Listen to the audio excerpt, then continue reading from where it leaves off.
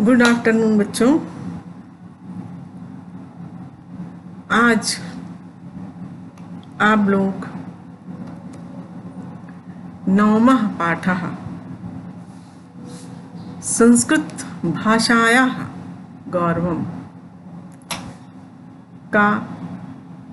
के सारांश का अध्ययन करेंगे।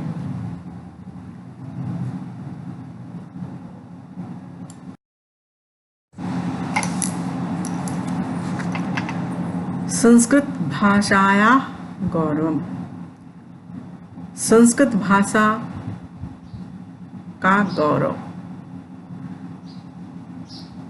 पाठ का सारांश देखिए। संस्कृत भाषा विश्व की भाषाओं में सबसे प्राचीन भाषा है। यह अत्यंत ज्ञान विज्ञान संपन्न, सरल, मधुर, सरस और मनोहर है, अर्थात मन को हर लेने वाली है। इस बात को पाश्चात्य भाषाविद भी स्वीकार करते हैं। यह ग्रीक, लैटिन आदि भाषाओं से भी पुरातन अर्थात प्राचीन और प्रचुर साहित्य, अत्यधिक साहित्य संपन्न भाषा है। श्री सर विलियम जोन्स ने इस बात को 200 वर्ष पहले ही घोषित कर दिया था।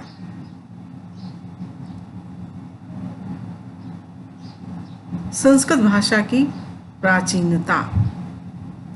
अब संस्कृत भाषा की प्राचीनता के विषय में बतलाएंगे। प्राचीन काल में संस्कृत जन सामान्य द्वारा बोली जाने वाली भाषा थी। इस विषय में एक प्रसंग इस प्रकार सुना जाता है कि कोई लकड़हारा लकड़ी का गट्ठर अपने सिर पर रखे हुए मार्ग से जा रहा था। उसे देखकर राजा ने कहा, क्या लकड़ियों का बोझ उसे दबा रहा है? दबा रहा है। इस वाक्यांश के लिए राजा ने बाधति क्रिया का प्रयोग किया, जो कि परस्मै पदी होने के कारण अशुद्ध था। उसे शुद्ध करते हुए लकड़हारे ने कहा कि हे राजन, लकड़ियों का तो बोझ मुझे नहीं दबा रहा है, लेकिन आप द्वारा किया गया बाधते आत्मनेपद के स्थान पर बाधति परस्मै पद का प्रयोग कहीं अधिक मुझे दबा रहा है, अतः इसने मुझे बहुत अधिक दबा दिया है। ये मुझको बहुत ही खटक रहा है। इस प्रसंग से संस्कृत का लोक भाषा होना प्रमाणित हो जाता है। अर्थात ये ज्ञात होता है, ये प्रमाणित होता है कि संस्कृत भाषा जो है लोक भाषा थी, लोगों में बोली जाने वाली भाषा थी। इसके अतिरिक्त रामायण कालीन समाज में भी यह भाषा लोक भाषा के रूप में व्यवहृत होती थी, अर्थात व्यवहार में लाई जाती थी। रामायण में एक स्थान पर हनुमान जी द्वारा संस्कृत भाषा को द्विजाति की भाषा कहा गया है। द्विजाति का मतलब द्वि माने ब्राह्मण की भाषा कहा गया है। संस्कृत का आज अध्ययन आवश्यक क्यों है?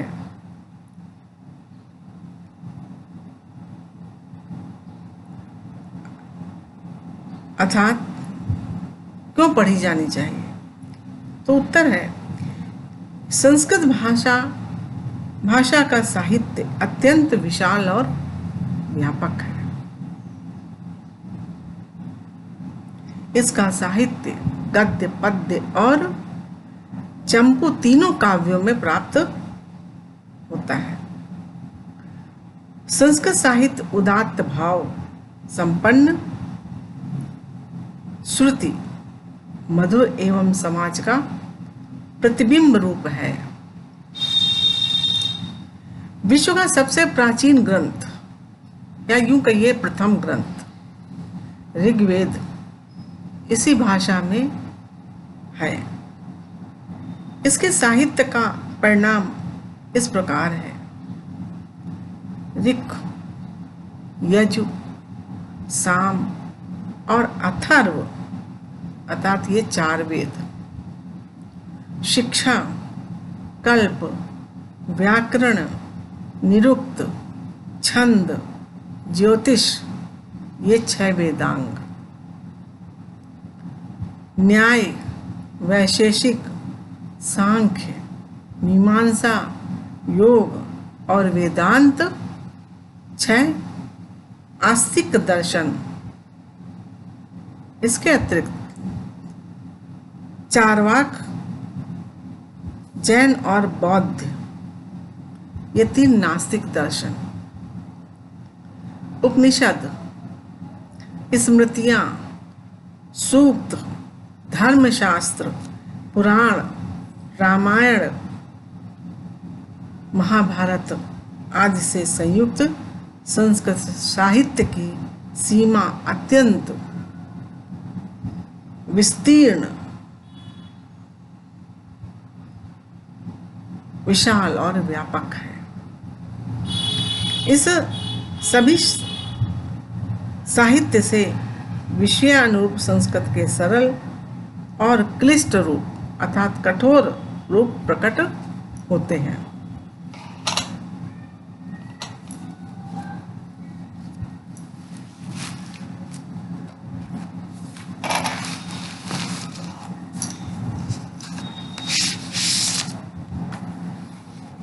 वाल्मीकि, व्यास,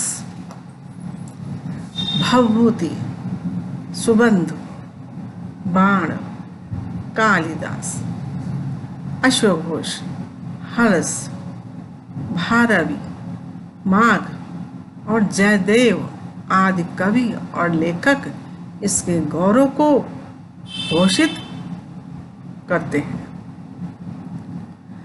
पाणिनि जैसा संस्कृत व्याकरण तो विश्व की समस्त भाषाओं में देखने को न मिलेगा। अर्थात पाणिनि जैसा व्याकरणाचार्य विश्व की समस्त भाषाओं में का ऐसा कोई आचार्य नहीं मिलेगा।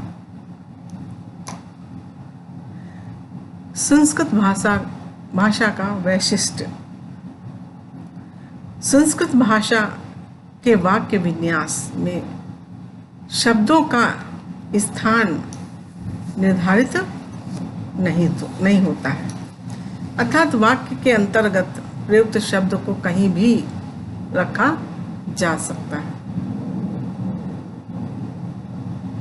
ऐसा होने पर भी वाक्य का निश्चित अर्थ निकलता है, अर्थात उसमें अर्थ परिवर्तन नहीं होता है। कोई भी शब्द कहीं भी रख दिया जाए, आगे रख दिया जाए, मध्य में रख दिया जाए या अंत में रख दिया जाए, या अंत वाला शब्द शुरू में रख दिया जाए, लेकिन अर्थ उसका परिवर्तित नहीं होता है।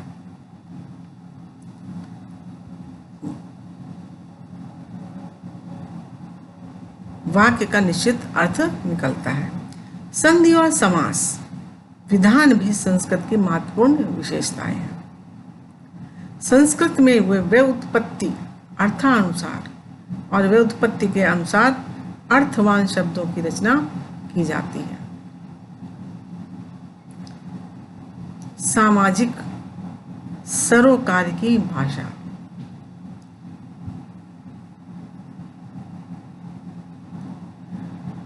इस भाषा की सामाजिक विशेषता अत्यंत महत्वपूर्ण है, क्योंकि संस्कृत के बिना आदर्श समाज की कल्पना ही व्यर्थ है। इसके कुछ सामाजिक सूक्तियों का हिंदी रूपांतर इस प्रकार मिलता है। जननी और जन्मभूमि स्वर्ग से बढ़कर। पहली सूक्ति। दूसरी, यह अपना है और यह पराया है। यह गणना संकीर्ण विचारकों की है।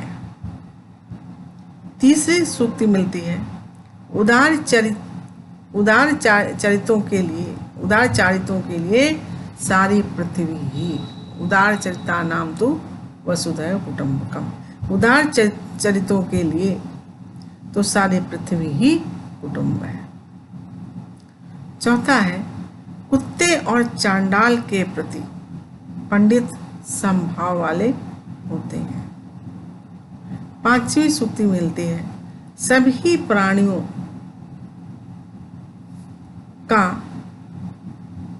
प्राणियों को नहीं मारना चाहिए। छठा, मुझ में सब इस प्रकार पिरोया हुआ है जिस प्रकार धागे में मड़ियां पिरोई रहती हैं। इन सामाजिक सूक्तिपरक वाक्यों से निश्चित रूप में राष्ट्रीय एकता एवं विश्व बंधुत्व की भावना पुष्ट होती है। पंडित जवाहरलाल नेहरू ने भी अपनी आत्मकथा में संस्कृत के महत्व के विषय में लिखा है कि संस्कृत भाषा भारत की अमूल्य निधि है। उसकी सुरक्षा का दायित्व स्वतंत्र भारत पर है। निष्कर्षतः प्राचीन भारतीय मनुष्यों के उत्तमोत्तम विचार और अन्वेषण भी इसी भाषा में निबद्ध है।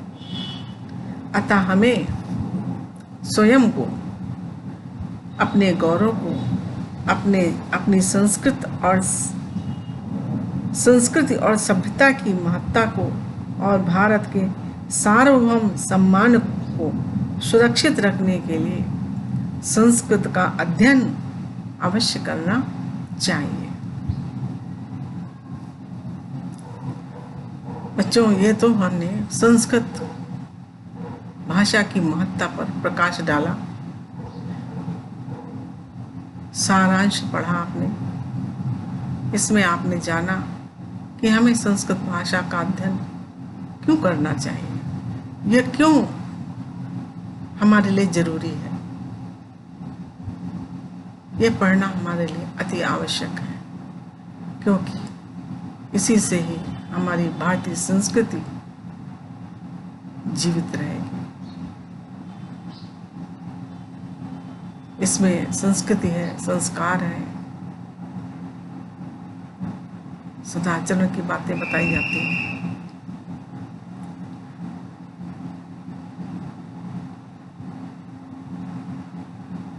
धन्यवाद बच्चों।